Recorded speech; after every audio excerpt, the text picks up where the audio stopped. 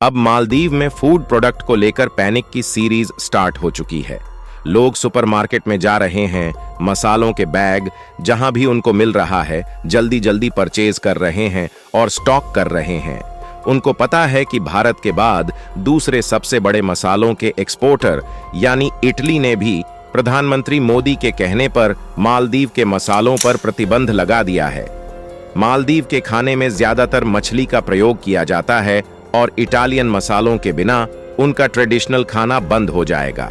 दुनिया के सबसे बड़े मसालों के एक्सपोर्ट यानी भारत ने मालदीव के यह प्रोडक्ट पहले ही बैन कर दिए थे। तो इसका मतलब यह है कि मालदीव में आने वाले समय में मसालों के दाम बढ़ने वाले हैं। मसालों की कमी भी होने वाली है, इसलिए मसालों की होल्डिंग बहुत पहले से शुरू हो चुकी है। मालदीव में सब जगह लोग मसाले खरीदने के लिए मारे फिर रहे हैं। आप में से कई लोगों ने ऐसे आर्टिकल देखे होंगे जहां पर यह लिखा है कि इटली ने मसालों को बैन किया है। अब यह सुनकर लगता है मालदीव के होश ठिकाने आने वाले हैं, क्योंकि दुनिया में इंडिया और इटली से बड़ा मसालों का एक्सपोर्टर कोई नहीं है। इंडिया के सामने कोई भी देश खड़ा नहीं होता। और इंटरेस्टिंग बात यह है कि पिछले कुछ सालों में तो हमने यह भी देखा कि जब चाइना में मसालों की इतनी कमी हो गई थी कि इन लोगों को भी इंडिया और इटली के मसाले परचेज करने पड़े थे। चाहे जापान हो, साउथ कोरिया या आसियान ग्रुप के देश, यहाँ पर इटालियन मसालों की डिमांड बढ़ रही है। ज्यादातर जो यह आसियान देश मसाले उगाते हैं, इनके यहाँ मसाले काफी कम मात्रा में होते हैं। इनके कंफर्ट इटालियन मसाले एक बहुत ही अलग और यूनिक फ्लेवर ऑफर करते हैं। तो इटालियन मसालों की डिमांड पूरे वर्ल्ड में है। मालदीव सरकार ने तो भारत से पंगा ले लिया है, मगर मालदीव के टूरिस्टों और गरीब आदमी का क्या होगा? गरीब आदमी को मसाले बहुत ज्यादा भारी दामों पर मिल रहे हैं। मालदीव में बहुत ज्यादा फूड कमी की मार पड़ने वाली है।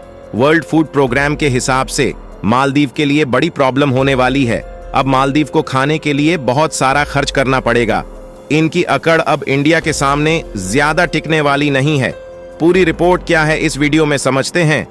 भारत के द्वारा मालदीव के खिलाफ ली गए इस एक्शन के लिए वीडियो को एक लाइक करके चैनल को सब्सक्राइब जरूर करें। इटली के इस फैसले से मालदीव में हड़कंप मच गया है।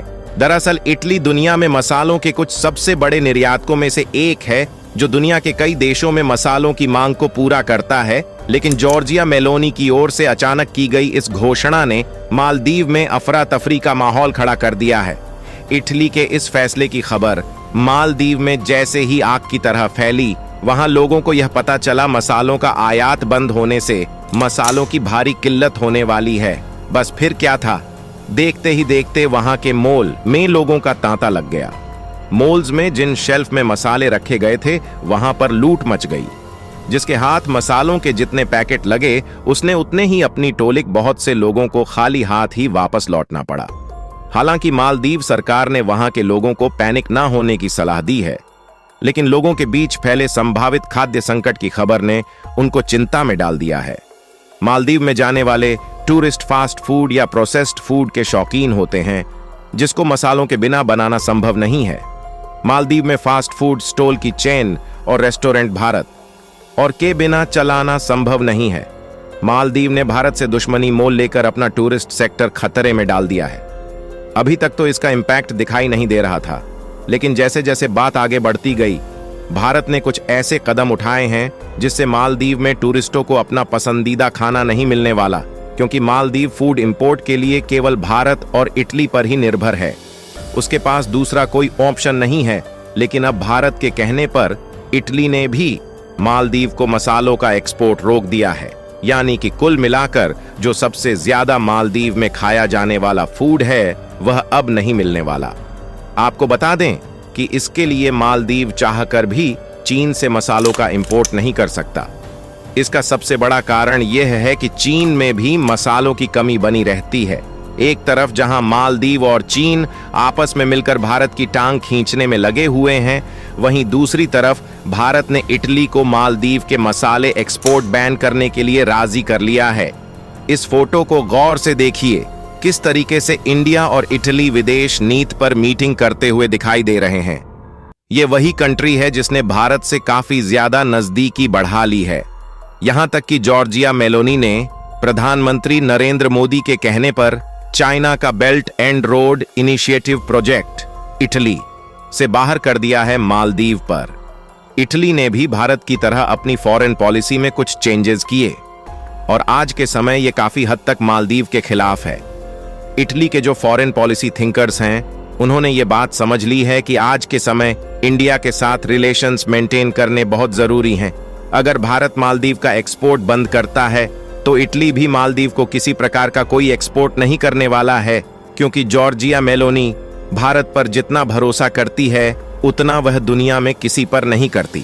इसलिए हम देख रहे हैं कि आज के समय इटालियन कंपनी मालदीव छोड़कर दुनिया के अन्य देशों में जा रही हैं और इटली भी चाहता है कि मालदीव चाइना को छोड़कर भारत की तरफ वापस आए।